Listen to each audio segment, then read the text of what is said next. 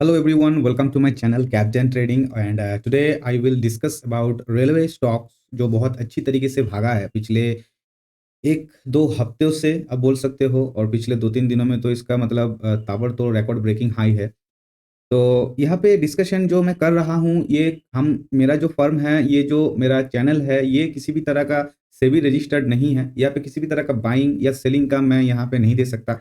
ये डिस्क्लेमर आपको याद रखना है, ये वीडियो पूरा कंप्लीट होने तक देखना है, तो फिर आपको समझ में आएगा कि एक्चुअली में इंडियन मार्केट में रेलवे का कितना बड़ा भूमिका है इस जगह पे। सबसे पहले मैं आपको बताना चाहूँगा कि टेलीग्राम चैनल है मेरा जिसको आप जॉइन कर सकते हो, जो बिल्कुल फ्री है, लिंक आपको डिस्क्रिप्शन में मिल जाएगा।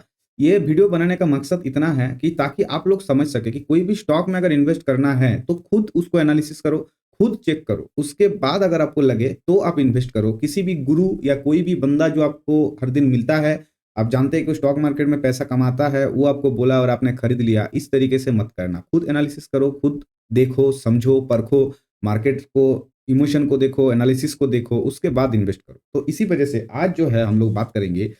नॉर्मली आईआरसीटीसी एक स्टॉक है जो टूरिज्म डेवलपमेंट में रेलवे का मदद करता है। रेलवे का पूरा टूरिज्म देखता है आईआरसीटीसी। इसके अलावा आरवीएनएल है जो रेल विकास निगम लिमिटेड है। रेलवे का कोई सी भी तरह का काम अगर हो, विकास करना हो, रेलवे का किसी भी तरह का एक्सटेंड करना हो, चीजें जो है वो आरवीएनएल देखता है। और आईआरएफसी एक कंपनी है, इंडियन रेलवे फाइनेंस कॉर्पोरेशन। ये कंपनी एक फाइनेंस कॉर्पोरेशन, एक एनबीएफसी कंपनी है, लेकिन ये सिर्फ रेलवे को लोन देता है। रेलवे का इंफ्रास्ट्रक्चर वगैरह जो भी है उस सब में फाइनेंस का अगर जरूरत होता है तो आईआरएफसी अकेला हैंडल करता है। इस वजह से आईआरएफसी, आईआरसीटीसी, आरवीएनएल तीनों एक साथ भागा।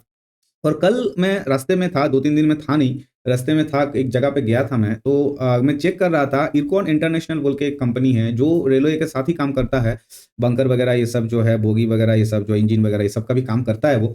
तो इरकॉन इंटरनेशनल का स्टॉक भी थोड़ा अच्छा खासा हाई पे गया है। तो आज मैं आपको कुछ चीजें बताने वाला हूँ, कुछ साइकोलॉजिकल बातें बताने वाला हूँ, क्योंकि अभी क्या है, लोगों के अंदर एक फोमो काम कर रहा है कि इतना ऊंचा आ गया आरबीएनएल, आईआरएफसी या रेलवे का जो भी स्टॉक है, तो इसको कितना दिन होल्ड करना चाहिए, क्या अभी इसको बाय करना चाहिए कि नहीं करना चाहिए। तो आप लोगों का जो पॉइंट ऑफ व्यू है ना, उसके हिसाब से ही बात करेंगे, उसके हिसाब से एनालिसिस करेंगे और ये बताने का और ये समझने का कोशिश करेंगे कि क्या इस स्टॉक्स को, जो भी रेलवे के अंडर आता है, क्या इसको हमें बाय करना चाहिए या फिर अगर हमारे पास है तो क्या इसको होल्ड करना चाहिए। लेकिन इसको सिर्फ एक लर्निंग वीडियो, एक फंडामेंटल एनालिसिस लर्निंग वीडियो के तौर पे ही देखना। इसको किसी भी तरह का बाय करने के लिए मैं किसी भी तरह का पॉइंट नहीं रख रहा हूं। देखो आरबीएनएल का अगर मैं बात करूं, यहाँ पे आरबीएनएल का वन डे का चार्ट है। चार्ट बहुत अच्छी चीज है, चार्ट समझना बहुत जरूरी है। विदाउट चार्ट आप इन्वेस्टमेंट नहीं कर सकते, विदाउट चार्ट आप ट्रेड होल्ड नहीं कर सकते, एग्जिट नहीं कर सकते। अगर आपको टेक्निकल एनालिसिस नहीं आता तो फिर आपको सीखना पड़ेगा, क्योंकि इसके अलावा ना तो आप स्टॉक मार्केट में इन्वेस्ट कर सकते हो, ना ट्रेडिंग कर सकते हो, आप कुछ नहीं कर सकते। अगर आपको स्टॉक मार्केट में कुछ करना है तो टेक्निकल और फंडामेंटल, ये दोनों एनालिसिस आपको आना बहुत जरूरी है।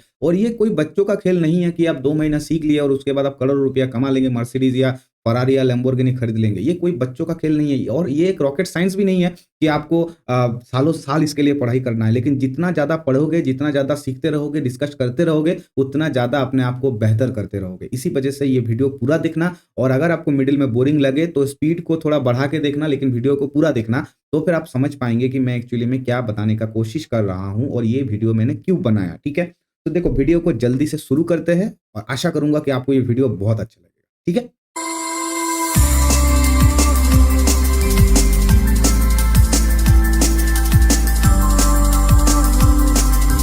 आरबीएनएल ने लगा दिया है, एक्चुअली थोड़ा सा अपर सर्किट लगाया है। 320.35 में इसने क्लोज किया अपने आप को, लेकिन थोड़ा सा अपर सर्किट लगाया है। मेरा जो एनालिसिस है उस हिसाब से मुझे लगता है अगर कोई स्टॉक बार बार अपर सर्किट लगाएगा तो उसको थोड़ा नीचे आना पड़ेगा। लेकिन बार बार अपर सर्किट इसने नहीं लगाया, एक ही बार लगाया। अब देखेंगे कि मंगलवार को ये कहाँ भागता है, क्या होता है। लेकिन अगर साइकोलॉजिकल बात करूं तो 10% जैसे लगभग आरबीएनएल बढ़ गया है। ठीक है, 10% जैसे आरबीएनएल बढ़ गया लास्ट आपका डे में, यानी कि सैटरडे को, जिस दिन आपका पूरा दिन मार्केट खुला था, क्योंकि डिजास्टर मैनेजमेंट साइट्स का रिकवरी या फिर उसका जो भी चेकिंग था वो रिसर्च और एनालिसिस करना था एक्सचेंजेस को। पहले डर लग रहा था कि थोड़ा देर अगर खुला रहेगा तो चार्ट एनालिसिस में फर्क हो जाएगा, इंडिकेटर्स में थोड़ा प्रॉब्लम हो जाएगा, क्योंकि उसको पूरा ट्रेडिंग डे के हिसाब से दिखा जाएगा। लेकिन बाद में पूरा दिन मार्केट चला। इंस्टेड ऑफ दैट, मंडे जो है, मंडे को मार्केट बंद है, स्टॉक मार्केट बंद है, तो उस हिसाब से चार्ट एनालिसिस में किसी भी तरह का दिक्कत नहीं आएगा। अभी देखो क्या है कि आरबीएनएल ने जबलपुर में, मध्य प्रदेश में एक लोएस्ट बिडिंग प्रोजेक्ट को हासिल किया है और यहाँ पे जो है वो 2.5 बिलियन पावर जनरेट करने के लिए एक प्रोजेक्ट में काम कर रहा है। इसके लिए जो पैसा लगेगा वो पैसा देगा कौन? आईआरएफसी। तो दोनों के साथ एक लिंक बन गया इस जगह पे। प्लस कोलकाता में जो मेट्रो बन रहा है, मेट्रो का जो स्टेशन बन रहा है, ये सब चीजें जो हो रहा है, हावड़ा में आपका गंगा के नीचे, गंगा नदी के नीचे जो है एक अंडर वाटर मेट्रो का टनल बनाया जा रहा है। प्लस दिल्ली में आप देखते हैं कि मेट्रो है, यूपी में या फिर बेंगलोर में, हर जगह पे जो भी रेलवे का स्टेशन बनता है, कॉरिडोर बनता है या ट्रेन बनते हैं, ये सबको बनाने में दो जन का हाथ है। एक है आरबीएनएल जो बनाता है और एक आईआरएफसी जो फाइनेंस करता है। तो इस वजह से अभी बहुत सारा काम होना बाकी है रेलवे में, और इसी वजह से रेलवे में अगर इतना सारा काम होना बाकी है तो वो धीरे धीरे होगा। और अगर मैं आपको दिखाऊं, ये एक वेबसाइट है screener.in, ये इसका प्रमोशन नहीं कर रहा मैं, लेकिन ये मुझे पर्सनली अच्छा लगता है। इसमें आप यहाँ पे रेशियोज को एडिट कर सकते हो, रिसेंट में क्या क्या आपको चाहिए उस पे आप यहाँ पे जैसे डेप्ट, ईपीएस यानी कि अर्निंग पर शेयर, ये सब चीज में आप क्लिक करके जो है sales growth, profit growth, everything, sales growth 3 year, 5 year, ये प्रॉफिट ग्रोथ, एवरेज रिटर्न कितना था, रिटर्न ओवर फर्स्ट ईयर, ये सब चीज जो है आप देख सकते हो। अभी देखो मार्केट कैपिटल जो आरबीएनएल का है 66,794 करोड़ का है। दैट मीन्स ये बहुत अच्छा है। प्लस ये एनएससी में है, बीएससी में भी है, मतलब एक अच्छा कंपनी है, पुराना कंपनी है। ये 2003 में गवर्नमेंट के द्वारा बनाया गया था। जो भी various types of rail infrastructure project जो भी होता है वो सब यही करता है। न्यू लाइन बनाना हुआ, रेलवे का इलेक्ट्रिफिकेशन करना हुआ, मेजर ब्रिज बनाना हुआ, रेलवे का तो ब्रिज वगैरह भी बनता है ना, नदी के ऊपर रेलवे का जो पुल वगैरह बनता है वो बनाना हुआ, या गॉज कन्वर्शन हुआ, एवरीथिंग जो भी रेलवे बनाता है, स्टेशन से लेकर शुरू करके, मेट्रो से लेकर शुरू करके, एवरीथिंग जो है वो आरबीएनएल बनाता है, और उसको फाइनेंस करने के लिए पैसा देता है आईआरएफसी। और उसको उस बिजनेस को रन करना हुआ, चलाना हुआ, किस तरह कहाँ तक जाएगा, सब कुछ जो है, डिनर जो होता है ट्रेन में, कैटरिंग जो होता है ट्रेन में, रेल नीड बोल के एक पानी का वाटर का बोतल आता है वो हो गया, एवरीथिंग जो है ये मेंटेन करता है आईआरसीटीसी। तो ये तीनों भाई है जो एक दूसरे के बिना अधूरा है, इसलिए आईआरसीटीसी, आरबीएनएल और आईआरएफसी एक साथ ही मूव करने को दिखने को मिलता है।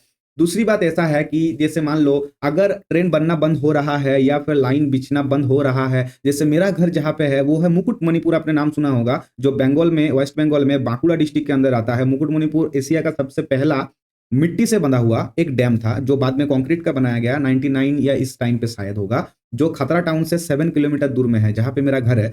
तो अभी क्या है कि उस जगह पे भी रेलवे का काम स्टार्ट हुआ है। जो जमीन लिया जाता है रेलवे लाइन को बिछाने के लिए, वो जमीन भी ऑलरेडी ले चुका, मेरा एक दोस्त है उसका भी जमीन था वहाँ पे, तो मुझे वो दिख रहा है कि वहाँ पे भी रेलवे का प्रोजेक्ट बनना स्टार्ट हो गया। तो रेलवे अपना प्रोजेक्ट जो है कर रहा है, ऐसा बहुत सारा जगह है आप देख सकते हो जहां पे रेलवे अपना प्रोजेक्ट कंटिन्यू कर रहा है, और जिस वजह से रेलवे को पैसा का जरूरत है, आईआरएफसी उसको पैसा दे रहा है, और वो अपना जो विकास है वो धीरे धीरे कर रहा है। तो मुझे लगता है एटलीस्ट बजट तक हमें जो भी स्टॉक है रेलवे का, अगर हमारे पास है, हम बाय करके रखे, तो मुझे थोड़ा रखना चाहिए।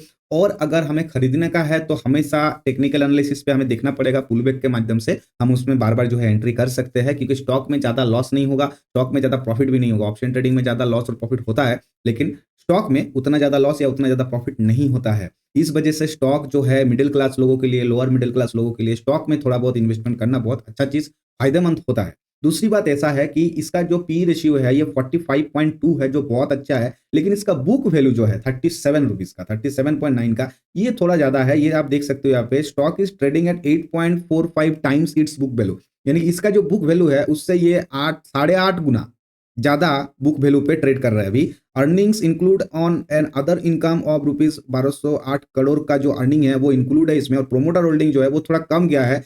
लास्ट 3 साल में प्रोमोटर्स जो है अपना होल्डिंग को 15% कमाया है। ये एक कॉन्सिक्वेंस का बात हो सकता है कि अगर कोई प्रोमोटर, जैसे मान लो आप कंपनी का मालिक है, आपके पास शेयर है मान लो 75% का, आप वहां पे अगर 15% कमा देते हो प्रोमोटर होल्डिंग, तो यहाँ पे आपका भी थोड़ा बहुत कुछ तो इश्यू है, नहीं तो आप प्रोमोटर होल्डिंग को घटाएंगे क्यों? तो ये तीनों चीज जो है ये थोड़ा बहुत डिफेक्टिव लग रहा है। लेकिन इसके अलावा आप यहाँ पे भी देख सकते हो कि लास्ट 5 साल में ये 20.3% सीएजीआर का प्रॉफिट ग्रोथ दिया है, और डिविडेंड का अगर मैं बात करूं तो बहुत हेल्थी, बहुत अच्छा डिविडेंड पे आउट दिया है, लगभग 33% का। तो इसको भी आप नजरअंदाज नहीं कर सकते। तो जो भी व्यूअर्स है मेरे चैनल पे नियमित देखते हैं, ये इस तरीके का वीडियो जो है ये मैं पहली बार बना रहा हूं, मुझे नहीं पता क्या रेस्पॉन्स आएगा, लेकिन अगर आपको अच्छा लगे तो लाइक कीजिएगा चैनल को, वीडियो को, और सब्सक्राइब जरूर करना, और दोस्तों के साथ शेयर करना, क्योंकि मेरे चैनल को भी थोड़ा बहुत ब्रेकआउट का जरूरत है।